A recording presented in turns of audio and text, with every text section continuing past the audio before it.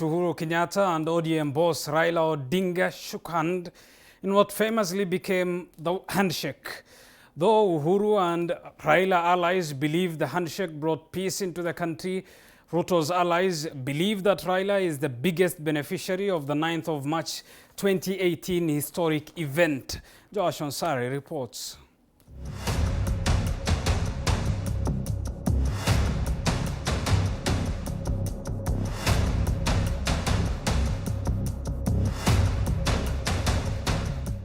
Ninth of March 2018. At the footstep of Harambee House was the surprise. 2017 political opponents shook hands in the least event. President Uhuru Kenyatta and ODM boss Raila Odinga walked side by side to the shock of many in what has since been referred as a handshake. According to the two, Kenyatta and Raila, the handshake was meant to restore peace and cool the heated political temperatures after the 2017 general election. Raila had the love of this country to know that a handshake was important for us to unite our country. Tukaangalia, tukapata ni hapo. Tukasema si hiyo tukitibu tutaunganisha Kenya yote tukiwa pamoja. It is a wake-up call to all of us that Kenya needs to be united, and never again should people hold each other at ransom. People should talk, converse and talk about this country, because one person can create trouble for the whole nation. Migawanyiko ya aina tofauti na differences mbaya. So as youth of this county, before handshake, it was hard for us to come together. But when handshake came, at least tuliweza kuwa united. The handshake, however, split Ruto relations with Deputy President William Ruto, claiming that the handshake derailed government's project. The president told me that he wanted to do things differently. And he didn't want what had become normal in Kenya, that this was Uhuru. He wanted a Uhuru. Msilaumu Kenyatta. Msilaumu kwa sababu kuna siku za kupendana. Kuna siku za hata kukombana. Na kuna siku za kuachana.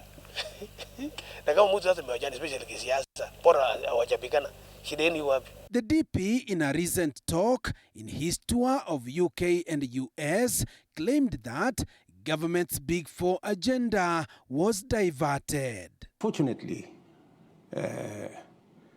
the people who the president maybe gave that responsibility failed him, because the whole Big Four plan fell apart. The housing plan never took off. The universal health coverage never took off.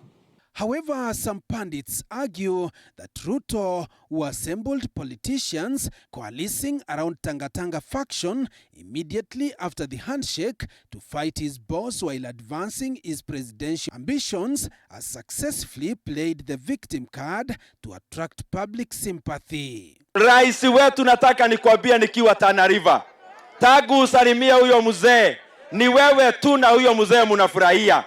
Kwa sababu wewe na watu wanakukaribia, munaweza kupora serikali bila ya opposition kuangalia. Kwa hivyo that is a tragedy. Kitu hata kimoja ambacho sisi kama kaunti ya Turkana tunaweza jivunia na kusema kwamba ni matokeo ya handshake iliyofanyika Nairobi.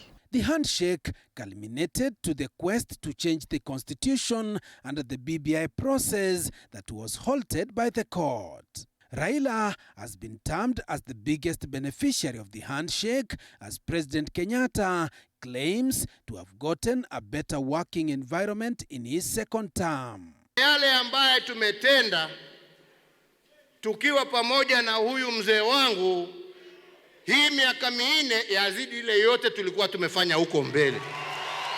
The Building Bridges initiative has led to the birth of Azimio la Umoja coalition backing Raila's candidature for State House in the August polls. we can say Kirinyaga has benefited much more. And therefore, the direction the president is taking, we fully support.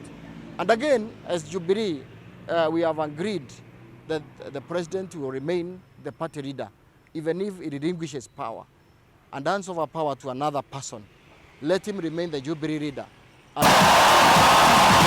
Joash Onsare, TV 47, Nairobi.